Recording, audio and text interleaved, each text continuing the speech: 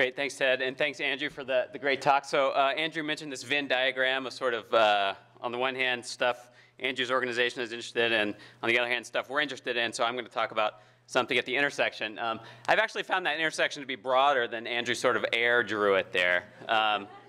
But I don't know if you got the sense when Andrew was talking there, he's a very no-nonsense guy. So, I'll come in, I have all these ideas that I think are interesting, and he very quickly sort of isolates that overlap, So I go in and he'll be like, no, that's dumb, no, that's dumb, okay, we'll try that one. And what's exciting, especially for a grad student going into this sort of setup, is because Andrew has built such an amazing and efficient organization that if they get behind it, they'll support the research on the one hand, and then if the research shows that a given project seems to work, they can scale it up dramatically. And I think as a researcher, that seems to be sort of a rare opportunity and something that I've really liked working with these guys. So again, this is one of the projects at the intersection, and so the jumping off point for this project is a point that I think is obvious to anyone in this room. So food prices matter a lot for the poor. So we're going to be working in Western Kenya here, where Andrew started One Acre Fund. And most of these guys are both growing and eating corn, right? Most of these households are poor, as Andrew pointed out, and they spend a lot of their money on food, right? But because these guys are farmers, they're also earning a lot of their income from food. So no surprise, the price of food really matters for how much they can consume and how much income they get from farming. But our typical assumption in this setting is that farmers have little control over the prices they face, right? They're sort of at the whims of the markets, right? We can help them increase their productivity, but the prices they face are determined sort of exogenously, beyond their control. But it turns out that's not quite right. And it's not quite right for two reasons. So here's the first reason. What I'm showing you here, this slide's a little busy, so let me try to break it down. It's seasonal prices for the last 15 years at major markets across East Africa. So Rachel actually showed a very similar slide in Sierra Leone. So if you start in the upper left here, this is Kampala. This is the capital of Uganda. Again, these are maize prices, so the main sort of staple crop in East Africa. What's on the x-axis here is the month, and on the y-axis is the percent increase above the price in the lowest month. And the blue boxes give you when the main maize harvest season is in that year. So if you look in Kampala, what happens, so people in that part of Uganda harvest around July, starting maybe a little bit earlier. And so you get this big harvest, and a lot of people sell a bunch of their maize all at once, sort of right after harvest. And we'll get to the reasons for that in a second. But what ends up happening is no surprise. We know this from Economics 1 or intuition. You get a lot of maize into the market, and the price falls, right? And so you see, if you're looking at Kampala there, I don't know if I have a pointer. You guys can see it, I think. So right after the blue box, prices go down to sort of the zero line, right? And then they start sort of climbing throughout the rest of the year. Kampala is maybe a weird example there to harvest, but if you look over into the part of Kenya where we're working, so Eldoret, which is about 2 hours east of us. Oh, okay, nice. Eldoret, which is about 2 hours east of us. So again, you get the harvest. The harvest here is a little bit later, in about August, September. Prices tank right at harvest and then climb throughout the year. So in these major markets, and you see it in sort of all the markets for which we have price data, you get this large, regular, seasonal increase in prices. Prices are low right after harvest, and about 20 to 30 to 50% higher about 6 to 9 months later. Okay. So again, these are the major markets, right? These are markets that are trading with the outside world, that have a big catchment area. They're bringing in production from lots of area, and we're seeing these regular, very large seasonal price fluctuations in these large markets. Okay. In the rural area where we're going to be looking, so our study site is going to be in and around Bungoma, Kenya, where One Acre Fund is based. Our long-term price data aren't as good here. We don't have them going back as many years. But as best we can tell, the average seasonal increase in this area is about 100% over 6 to 9 months. So prices double, essentially, over 6 to 9 months. And then the harvest happens again, and they crash, right? Happens every single year. OK, so that's fact one.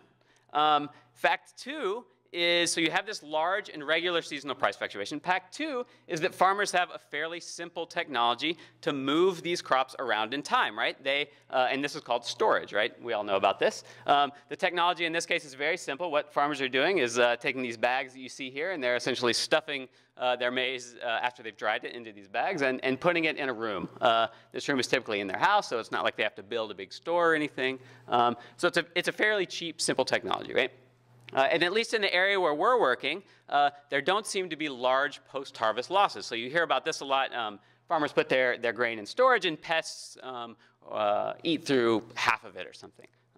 We did a lot of pilot data to try to understand whether that was the case here. It seems that on average, farmers, if they stored a bag for 6 to 9 months, they only lose about a couple percent, 2 to 3, up to 5% of their maize. So not much loss. So large seasonal price fluctuations and an ability to store maize, so to move the stuff around in time, so sort of to decide when you want to consume it and decide when you want to sell it. So put these two things together, and I'm no expert in finance, but you might think that the optimal strategy here would be to buy the stuff at low prices and sell it at high prices, right?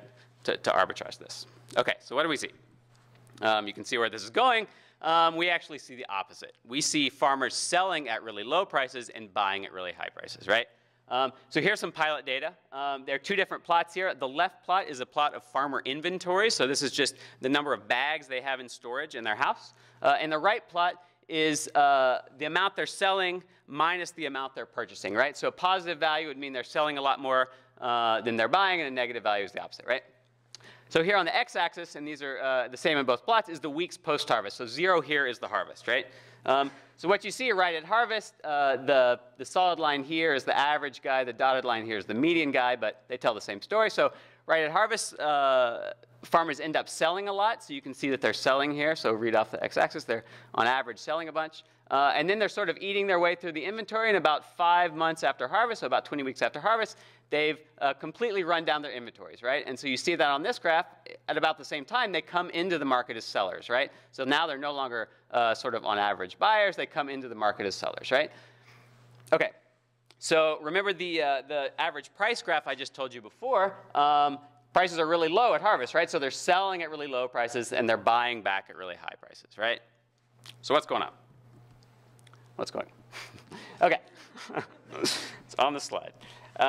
Okay, so one story might be an information story. We've heard some discussion of the importance of information in other settings. So you might think, well, maybe farmers just don't know what's happening with the prices, right?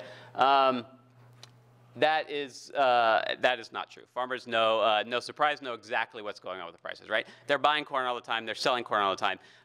So you ask any farmer in this part of the world what the average price is, over the last 5 years, over the last 10 years, the average seasonal price. So you ask for sort of all the months. So again, September is about the main sort of harvest season. And they all give you a story that looks a lot like this. And this is actually the average across the farmers in our study that I'm going to tell you about in a sec. Okay. So in September, prices start out, these prices are in shillings per goro. A goro is like a coffee can. It's like 2 kgs of maize. It's the sort of standard quantity in which they're bought and sold. The solid black line here is the sales price. The dotted line is the purchase price. And these show the same sort of seasonal pattern as we saw before in the major markets. But if you read off the y-axis here, you can see on average a doubling in both the sales and the purchase price in sort of the 6 to 9 month period between September and May to June when prices peak. The red line here is at baseline in our study what farmers expected to happen to prices over our study period, which I'm going to tell you about in a second. So it's their price expectation. So historically prices double, and in the year that we're going to study, they also expect that prices will double, right? So no surprise about prices. It's not an information story. Farmers know exactly what's going on with prices, right? Okay, so what's another story? So the boneheaded thing to do, or maybe the best thing to do, is just to ask farmers, right? So once they've told you that prices look like this, you ask them when they buy and they sell, and they sort of chuckle and say, well, we buy down here, or sorry, we sell down here, and we end up buying up here. And you ask, okay, why do you do that? And the modal answer, that you get from not every single farmer, but from a very, very large majority of farmers is this. So why do you sell at harvest instead of later when prices are higher? I need the cash, right? This is their main source of income. They've accumulated bills throughout throughout the rest of the year. All of a sudden, they have this asset that's worth something, and so they end up liquidating a lot of it to pay off these bills. The thing they bring up a lot is school fees. So depending on whether your kid is in primary or secondary school, you could end up paying a lot of school fees. And schools aren't dumb. They make many of these fees due right around harvest, and so farmers end up selling a lot of their maize right at harvest to pay these school fees, right? So they need the cash. And importantly, they don't have access to credit markets, right? Until Andrew has come along, and get to that in a second. So they have no way to sort of borrow around these cash needs, and they have difficulty saving for them as well. So little formal access to creditor savings. Okay. So working with One Acre Fund, we're going to take these guys seriously. We're going to say, look, you guys don't have access to cash. You say you'd rather sell at higher prices, so we're going to come in with One Acre Fund, or One Acre Fund's going to come in. I didn't do this. One Acre Fund did this. We're going to offer you a cash loan at harvest, right? We're going to say, okay, we'll offer you some money. This loan is going to be collateralized with your stored maize. So if you agree to store 5 bags of maize, we'll loan you the value of that maize. And your job is to sit on it until the price goes up, right? And once the price goes up, you sell it, pay us back, right? Pay One Acre Fund, pay Andrew back, again, not me, and pocket the difference, right? And so what we're trying to do here is sort of, given the productivity effects of Andrew's interventions that he told you about, we're trying to increase the profitability, right? The sort of the profit side that Craig talked about earlier. Okay, and so we played with the timing of this a little bit. So farmers sort of gave us different information about when their main cash constraints are. So recall that the main harvest period is in September. So some guys said, I need the cash sort of right then. And for a lot of them, school fees are due a little bit later, so November, December. So we have one treatment group that gets the cash sort of right at harvest, and another treatment group that gets it 3 months later, right? Okay. And then we're going to revisit these guys, and then a control group, of course, that is not offered the loan. All of these guys are One Acre Fund farmers, so they're existing clients of One Acre Fund. So we're gonna see these guys a bunch throughout the year, and we're tracking their inventories, we're tracking sort of their sales and purchases, and a bunch of other information. So farmers were really excited. One Acre Fund farmers were really excited about this sort of additional loan opportunity. So take up of this loan was really high by the standards of microfinance, so about 70%, which is great. Okay, so people thought this was going to work. They were excited about it. But one thing you might be worried about is what's going to happen in the market if this loan actually works. So Andrew has done a great job of extending access to fertilizer and seed to a lot of farmers in this part of the world. So imagine that all of them adopted this storage loan, right? So let's say it works in the sense that we were thinking. So it turns out that farmers might actually sell a bunch less at harvest. So you're taking the supply off the market at harvest, and you're putting it back on much later in the year. So again, intuition would tell us that that's actually going to increase the price after harvest, right? And it's going to decrease it much later in the year, right? So this is going to reduce the price dispersion that we were thinking about before, and this actually might undermine the profitability of the loan, right? The whole logic of this thing is that there is a big price dispersion that you can arbitrage, right? So you might think if everyone gets this loan, you're going to sort of reduce the profitable opportunity of the loan. Okay, so we wanted to understand that. So we often think of these as sort of general equilibrium effects of these interventions. So and these actually aren't studied that much in these credit market interventions. So this was an exciting opportunity to try to understand these GE effects. So to do this, we randomized the number of loan offers across markets. So I'll show you a map in a second, but we're working across many different markets in Western Kenya. And in some markets, we offered the loans to a lot of guys, and in other markets, we offered the loans to fewer guys, right? And so to understand sort of the price effects of our intervention, we can use this random variation in the density of the treatment to understand these price effects. Okay, so here again is the map. Bungoma is in Western Kenya. Over here, here's Andrew's house, beautiful. And the red dots here are the different markets, so we're able to follow prices at about 50 different markets. The blue guys are guys who got the loan, and the orange guys are control guys. And so essentially, the randomization gave us this sort of this exogenous variation in sort of how many treated farmers you had at the different markets. So if you look at a market like this, so the blue guys, this market is going to have much more treated guys than control guys sort of around it, and vice versa for other markets. Okay. So before I show you results, so you ask farmers what happened to price over the last 5 to 10 years. You ask traders in the area, they tell you the same thing. Prices always double.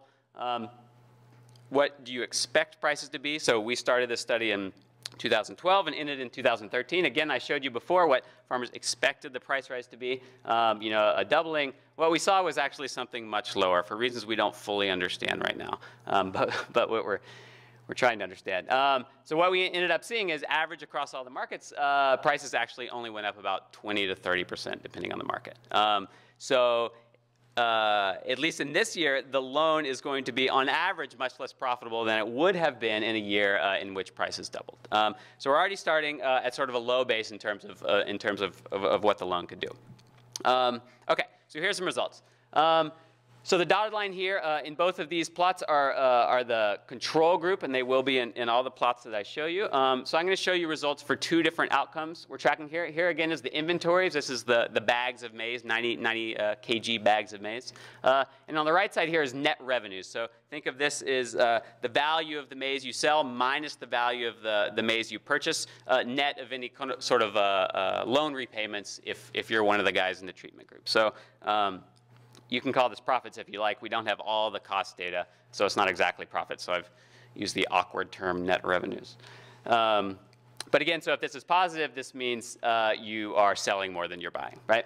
Okay, so here's the control guys. This looked like what we had before. So the inventories are really high right after harvest, and they sort of go down to 0 somewhat later in the year. And again, these guys start out selling sort of right after harvest and then become large net buyers later in the year. So that's the control guy. The control groups, and here is what we did. So the blue line here is the treatment 1, and the red line here is the treatment 2. So this is the October loan, this is the January loan. So we saw much larger effects and significantly larger effects for the T1 guys, so the guys who got the cash sort of right away. And this is about a 20 to 30% increase in inventory for these guys right at harvest. So these guys actually did take a lot of maize off the market then, kept it in inventory. And then what you see on the revenue side is they did what we were expecting, actually. They sold a bunch of it much later on in the year. So you can see for the blue guys, this sort of peaks much later in the year, and these guys, are just selling at the time of typically high prices. Again, as we saw before, prices weren't quite as high as what farmers were expecting them to be, so that's going to kind of reduce the overall effect on profitability. But the sort of initial, the result 1 here is that even with this low price rise, we calculate that these guys saw about a 20% return on their investment, you know, even net of the repayment, the loan repayment, for the farmers who got the loan at the harvest. So for the T1 guys who got the cash right away. So 20% return, pretty good.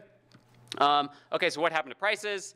So again, what we're doing here is we're going to compare the markets where we offered the loan to a bunch of farmers to the markets where we offered the loan to not that many farmers. And if you think, you know, we just saw that at the individual level, the loan seems to be working. So farmers are taking maize off the market and putting it in inventory early on and putting it back on the market later in the year. So in the places where lots of farmers are doing this, we should see the price dispersion come down a little bit, right? So what I'm going to show you then is a plot of the difference in prices between the markets that got treated a lot, where a lot of the farmers got loans, and the markets where they didn't. And this looked, sort of to our surprise, sort of like you might have expected. We actually thought we were underpowered to be able to do this, like we didn't have enough markets, and so we were actually surprised that these effects came through. But what happened is you actually see prices start out, so in the high density treatment areas, you see prices start out about 3 to 5% higher and end a little bit lower. So this gray area is the 95% confidence interval, so we have significant results sort of at the beginning of the year and less significant results at the end of the year. But overall, the picture is sort of as you would expect if the loan is working as we think it is, and if these markets are pretty local, i.e. that demand and supply, the local prices are determined by local demand and supply. Okay, so we had this price effect. So we have the individual, the sort of overall individual average effect. We have this price effect, so a reduction in the price dispersion in these really high treatment density areas. And this actually fed back on the price these price effects actually fed back to our treatment effect estimates for the farmer. So it affected the profitability of the loan. So it actually reduced the effectiveness of the loan in the high density areas, no surprise. So because what we've done is actually reduce the arbitrage opportunity. And actually helped the revenues of the control farmers. So think of the guys who didn't get the loan, right? Now they're looking at slightly higher prices after harvest, which is good, is when they normally sell, and they're looking at slightly lower prices later on in the year when they normally buy. So this wasn't quite significant, but marginally significant. So we weren't measuring spillovers sort of outside of our experiment, but you could think of 1 acre fund farmers or some small proportion or some important proportion of the overall amount of farmers in a given area. So we're going to spill over to all the other non-1 acre fund farmers too, who are probably like the guys who don't have access to the loans. Okay, so just to finish up, so the conclusions from this study, beyond the joy of working with 1 acre fund and the hope that we get to work more with them in the future, conclusion number 1 is that access to well-timed credit can, in this case, help improve the profitability of small farms, but sort of that result depends on the density of the treatment, sort of the local scale at which you run this operation. And so what we learned from that then is that the absence of credit markets actually spill over into other markets, in this case sort of food markets that really matter for the poor, right? And in particular, these missing credit markets exacerbate the seasonal price fluctuation that has important implications for household hunger. So that's the study. Thanks.